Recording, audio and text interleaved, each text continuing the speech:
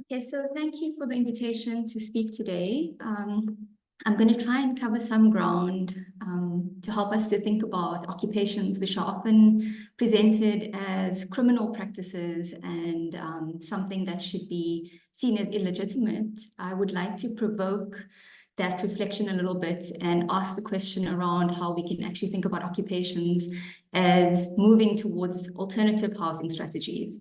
And so in trying to make this argument and in some ways put forward this provocation, I'm going to cover some ground and in each instance very briefly because of the time. But I want to begin by briefly presenting the historical and structural context in which occupations emerge. So centrally to argue that actually these do not just surface, but actually there's a structural and historical context that needs to be fully grasped in order to understand the emergence of occupation as a practice. I then will reflect on the ways in which occupations are framed through conflicting rationalities. And then, as Mercia said, I've done quite a bit of work specifically with Cissie Gool House, which is a building occupation, the occupation of an abandoned hospital in Woodstock. So I want to briefly reflect on the practices at Cissie Gool House. And then I will spend a bit of time taking us to another context, so São Paulo in Brazil, to help us to think about how there might be possibilities to draw lessons from Brazil and bring them back into how we might imagine and respond to occupations, moving more towards ways in which occupiers and state actors can potentially engage as opposed to engage antagonistically. And then finally, I want to reflect on the potentiality then in thinking through occupations, the potentiality of this in helping us to think about thriving inhabitation as something we should all, I would argue, endeavor to move towards in the present and the future. So I want to begin with the history, and I want to begin with Jan van Riebeeck. So I feel that this is the kind of erasure that we should refuse. The arrival of Jan van Riebeeck in 1652 also resulted in the imposition of private property relations, which really was defined by the bounding and valuation of land as property and the normalization of the idea of land as property to be held and to be owned. And this regime was not just a regime of treating land as something to be held and owned, but it was also deeply a racialized system of dispossession. This was later cemented then through the Native Lands Act of 1913 as the foundation of the system that deprived Black South Africans the right to own land. Thereafter, the promulgation of the 1936 Native Trust and Land Act prevented the purchase of land even in what were referred to as the native reserves and what later came to be referred to as the Bantustans under Verwoerd. So these acts really laid the foundation for apartheid, which came into effect in 1948 as a more controlled form of racialized segregation, land dispossession, and labor exploitation. So central here were several acts, including the Group Areas Act and the Prevention of Illegal Squatting Act. So this kind of historical context then brings us to the 1994 moment where we already have a context within urban spaces that has been defined by large-scale evictions of Black residents of the city, either displaced to the peripheries of the city or to these Bantustans. And that's the democratic moment. That's how we enter into this notion of democracy. And I think it's also important to recognize that vacant land in this instance, in the apartheid context, was really key in creating racialized buffer zones. So it became a way in which segregation was realized infrastructurally and spatially. So ultimately, by 1994, the democratic dispensation faces a context of 3.7 million households that are living in informal structures across South Africa at that moment. So I'm going to focus on Cape Town, and as we all know, this is the sort of romanticized image of the city, but there's much more to the story, and I imagine that I don't need to explain that to most of the people that are attending the webinar today. But once we move beyond that image, we begin to see something of a very unequal, racially and spatially segregated city that is not only the remnants of apartheid, but actually continues to be the haunting and the residues of apartheid into the present. So land and housing, as I've already explained, was central to the colonial and apartheid projects. And so it became a central way in which something as what we term post came to be reimagined, specifically through the constitutional commitment to the right to housing, and linked to the delivery of state-subsidized housing, as we heard in the previous presentation, specifically targeting low-income households. And this vision of state-subsidized housing and the delivery of both services and infrastructure in the home, really, as a response to centuries of dispossession, has been a central feature of what we understand as the democratization project, and an attempt to think about and expand notions of belonging and citizenship. Yet this project, despite the scale of delivery, has been criticized for perpetuating racial segregation and peripheralized settlements.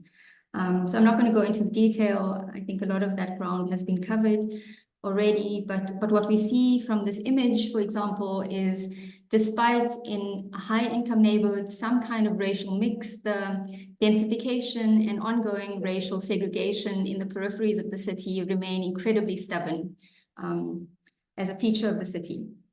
And so if we look at the city of Cape Town, in 2019, the city's housing backlog stood at 365,000 households. That's the official figure, and that number is thought to be much higher.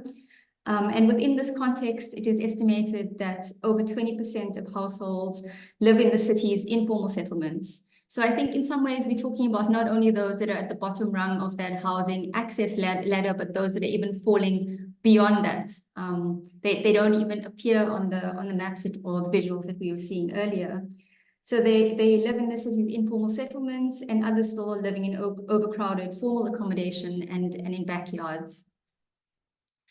So when I talk about occupations, a very broad definition that can be used to talk about occupations is the taking control of either land or building without the consent of what can be understood as the formal property owner. So this is really as a consequence of claiming property that does not belong to those who occupy is seen as an illegal act. But occupations, as I've explained, have become quite central to densifying the peripheries. And they should, I would argue, they should not be understood or conceived of as inseparable from these broader dynamics of forced removals, of apartheid spatialities, and the structural dynamics that result in people occupying because of the unaffordability of the formal market. And in addition, this huge gap between state-subsidized housing provisioning and the scale of demand.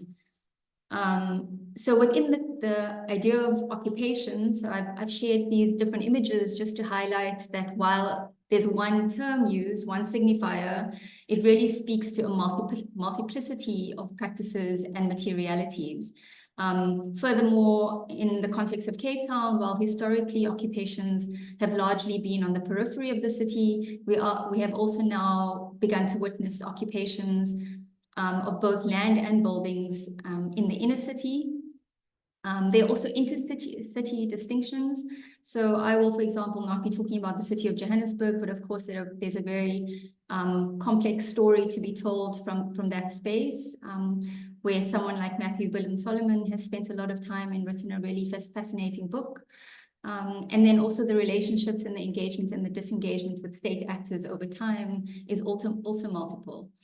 But ultimately, what emerges then in the story of the city and the making of the city, I think it's important to recognize that people living in occupations and the ways in which they come to be framed has resulted in an ongoing condition of what can be understood as permanent temporariness, and a sense of precarity and ongoing threat of eviction. So this image specifically shows the image to the left from the city's integrated human settlement sector plan, shows some of the occupations that emerged during the COVID period, and shows obviously that there was a significant number of occupations that resulted in the exceeding of the official figure of 450 informal settlements during the pre-COVID period.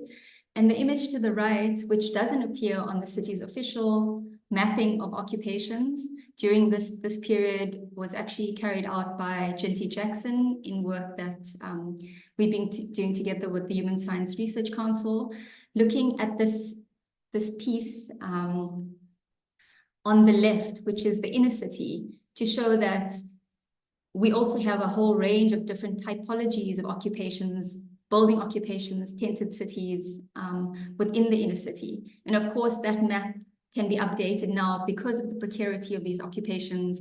The map itself would be constantly shifting.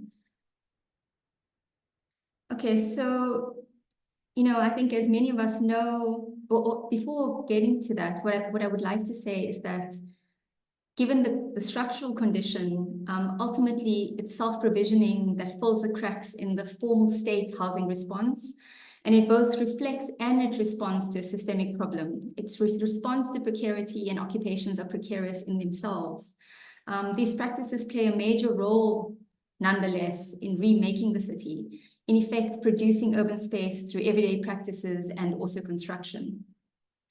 However, despite this condition, the state has expressed increasing frustration towards occupations, where the city of Cape Town holds the view largely, not exclusively, but largely, that land occupations impede plans for urban development and meeting annual municipal targets.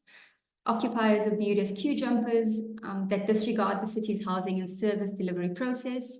In other words, they are not waiting patiently, and they are bypassing the municipal waiting list, allocating land to themselves. And yet, the occupiers that I've spoken to and the work that you will read in the South African context on occupier practice, occupiers do not see themselves as undeserving or as bad citizens, and instead occupy with the intention to be able to continue to live in the city, despite not having the means to access formal housing. So within this context, the work that I've been doing with Cissie Gool House, but also in an attempt to do comparative work with Bogota and São Paulo, with other colleagues as well, we've been trying to think about how else can occupations be thought, and if you do that by also historically placing occupations, not to dehistoricize what we see in the present, but to actually rehistoricize. So to begin with what I said about the emergence of private property relations as a historical construction, we've been trying to think about occupations not just as acts of criminality or illegitimacy, but actually as a transgression of normalized and historically produced property relations. In this sense, which is not to romanticize, I recognize, of course, that there are rent-seeking actors that are also present in these spaces, but largely people occupy out of the necessity to survive. And so in that sense, it becomes a direct claiming and remaking of both space and property in the struggle for adequate housing, for social justice, for dignified life. So it's essentially an effort towards both homemaking and life-making as a different valorization of the city, and a different kind of valorization of land for life as opposed to profit. So with this kind of framing as a counter framing, in the work that I've been doing with colleagues, we are trying to pay attention to the ongoing work, which we understand really as a labor, ongoing everyday labor that supports the endurance and the transformation of occupied spaces, which I can confirm, having spent many years in with residents of Cissie Gool House, that this is incredibly hard work, incredibly exhausting work, gendered work largely. So it's the transformation of these occupied spaces, and we're also paying attention to the factors and the trajectories that influence their endurance, but also their precarity. And in doing this, it's to really argue for the importance of paying attention to occupations as acts of transgression, as transgressive spaces, but also sites of experimentation, in producing new life worlds, in insisting on alternative notions of social relations and what we come to value in the world, and therefore also in an effort to assemble the city otherwise. Okay, so I don't know how I'm doing with time, Mercy, but I'm going to very briefly talk to Cissie Gool House. So Cissie Gool House, which is the occupation of a largely abandoned hospital in Woodstock, the gentrifying neighborhood of Woodstock, which the hospital stood vacant for 28 years, and it was occupied in March 2017 by the housing justice movement Reclaim the City. The occupation was renamed Cissie Gool House as an act of reclaiming. The renaming was also a way of that effort to reclaim after the anti-apartheid activist. It began as a response to the sale of public land for the development of a private school in nearby Sea Point, as opposed to affordable housing, and was initially carried out as a politically motivated tactic. So in other words, to really bring into view the lack of provisioning of affordable housing in the inner city. And this was led both by Reclaim the City and Difuna Akwazi. But in the 7 years since, Cissie Gool House has actually become a home. It's not just a political tactic, but it's actually become a home for more than 1,000 people. And so I think it's interesting to think about the occupation of an abandoned building as a claim to the right to housing, and specifically within the inner city, in the provisioning of housing as a solution from the bottom up. It opens up questions about spatial justice, about value, what we value, how we think about the valorization of land, and also how we expand notions of citizenship, those who belong and those who don't within the city. I wanted to share with you a few quotes from residents of Cissie Gool House. So these are people that are largely within the leadership, although the sentiments that they express have been expressed by many other people that I've spoken to within Cissie Gool House. So this from Karen Hendricks, one of the leaders of Reclaim the City and of Cissie Gool House. And I think she makes a really important point here. To quote Karen, she says, to live in these buildings, it is an opportunity for displaced communities or people who find themselves displaced because of gentrification or because of forced removal. So all of these different factors that lead to people going into conditions of houselessness or precarity. It is an opportunity for us to survive and to thrive as communities. I want to come back later to this question of producing thriving cities. And again, Bebel Lucas, another leader of Cissie Gool House, I think this is a really powerful quote because it really provokes the question of the historical haunting, the ways in which history persists in the present. He says, through time, if you look at the Group Areas Acts, the forced removals, the whole notion of living in the city, who can access the city, or whom is the city accessible to, from the colonial past to today, working people have to come into a particular space to offer their labor, and they are then banished to where they came from, and how very little has been done to undo that. And I think that's really the challenge that we face. How do we not only think in technical terms, but we also think in moral and ethical terms about the type of cities we want to produce, and then use the instruments to produce those. And then one more quote from Fahmida Ling, another leader of Cissie Gool House. She really talks about the ways in which people are treated as disposable if they are unable to afford access to housing within the city, in the city. And she says, they wanted to throw us out there, out of sight, out of mind. We decided to occupy CGH because we had no alternative. And I think this again is also really powerful because often we are told that there is no alternative to the systems that we exist in, but I think that needs to be turned on its head. And we need to say there is no alternative but to produce more just cities, and therefore how. And she also talks about how they've remade the building and how they've done that for their families and for their livelihoods. I assume I don't have time to talk about this, but what I just want to very quickly highlight is that when I spoke about the labors of endurance that are unfolding on a daily basis at Cissie Gool House, there's several dimensions to these labors. One of them is actually physically repairing and maintaining the building, which had fallen into disrepair. The other is about questions of governance and democracy from below. So in some ways, the practices that are unfolding, the governance models that are unfolding within Cissie Gool House, no doubt imperfect. I'm not arguing that they are perfect, but they are prefigurative in that they are enacting a world that we need to bring into being in the now to imagine the future. They also entail both hope and defiance in the endurance. And finally, I would say that, quoting from Fahmida, who says that she refused to go to Volvarafir and she refused disposability, it's an ongoing labor of refusal, a refusal to erase the historical legacies that continue to shape our cities, and a refusal to define who counts and who does not count within the city. I want to say something quickly about Cissie Gool House and the co-design process that they've initiated. So there's a long story of both state engagement and disengagement, which I don't have time to go into, but the most recent iteration of this is beginning in 2021. Cissie Gool House residents have begun a co-design process with the support of the Cape Town Commoners project.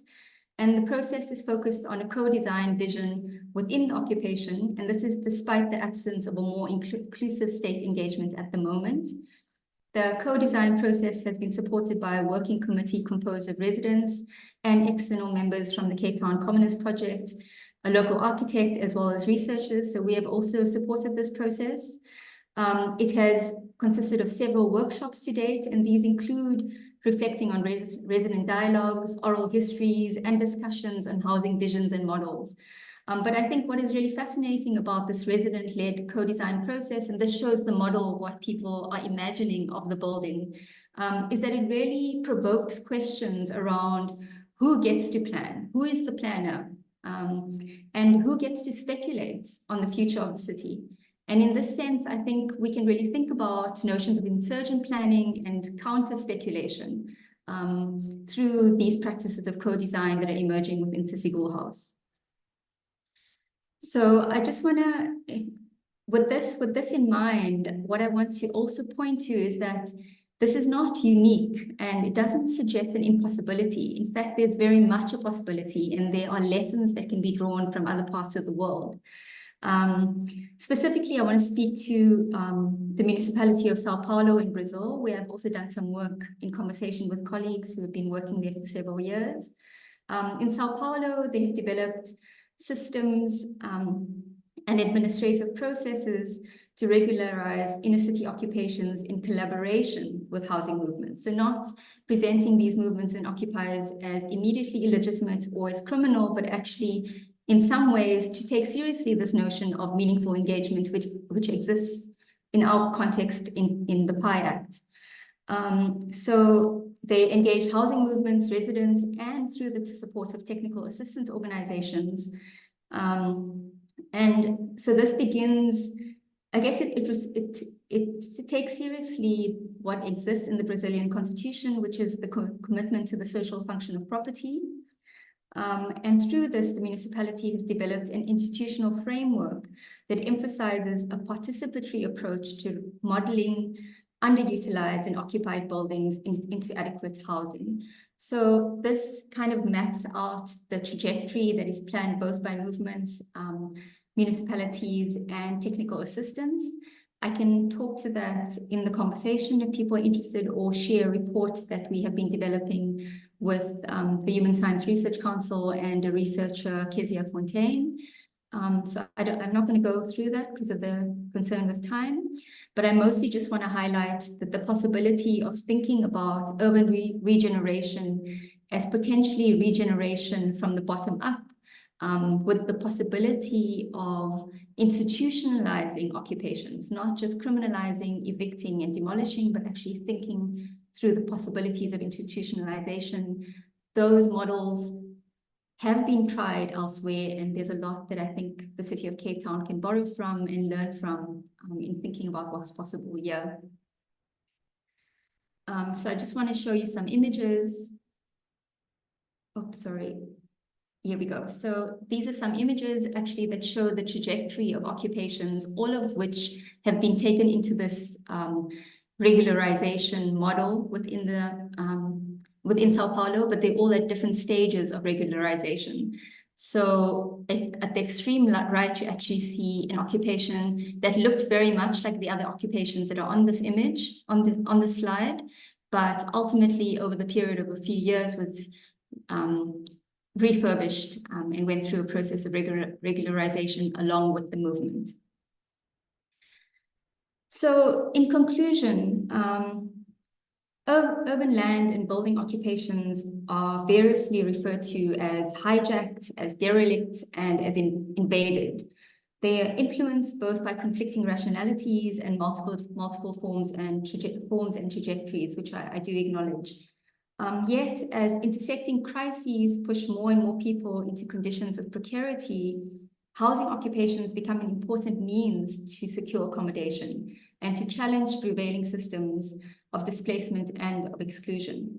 So it is by no means my intention to romanticize occupations or to suggest that every occupation should be regularized. I acknowledge that some pieces of land are generally ill-suited for habitation and that rent-seeking actors exploiting the needs of the most vulnerable are a real threat. At the same time, it remains necessary to recognize that informal housing practices are central spaces for the social reproduction of city dwellers. So often I've heard Cissie Gool House being referred to as a house of care. This is really talking about spaces of life-making, homemaking, and foundationally social reproduction, which is really valued but so central to everything that upholds what we think of as the formal economic system. And therefore, these practices should not be ignored. I would argue that in paying attention to occupations, there's room to think about meaningful engagement and what that actually means. Participatory and insertion planning, experimentation, politics, and possibility in contemporary cities, and to ask larger questions around the potential for a more radical reimagining and remaking of the city to come. This is in contrast to an argument that those that occupy are immediately undeserving and criminal, and those that patiently wait are deserving and orderly.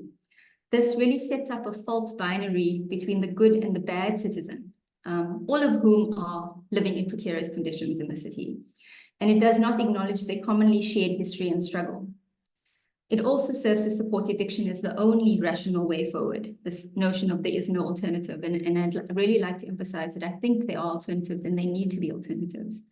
In focusing on and democratically engaging occupations and occupiers, it can be possible to advance conversations about. So I want to make 3 points. Existing real-world practices contributing to the disruption of oppressive systems in place.